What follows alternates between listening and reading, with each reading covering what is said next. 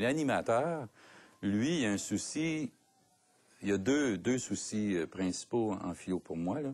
C'est, un, de respecter le sujet qui est la question des enfants, de les amener vers ça. Alors, j'ai un rôle d'un petit peu de les amener vers leurs questions pour trouver une, mais idéalement plusieurs réponses, ou remettre en question leurs propres questions, hein. Et la deuxième chose, c'est d'essayer de développer des habiletés philosophiques. Pourquoi on fait de la philo? On fait de la philo pour développer sa pensée, pour être capable de se mettre en recherche personnelle, pour se donner une ouverture sur le monde, pour être capable de voir les choses avec un recul, d'analyser avant de poser des gestes, avant de faire la guerre, par exemple, ou avant de poser des gestes violents. Alors, c'est de donner des outils aux enfants, des outils de pensée. Et moi, je trouve ça extraordinaire, ce côté-là, parce que c'est pas tout le monde qui prend le temps de penser avant de poser des gestes ou avant de parler.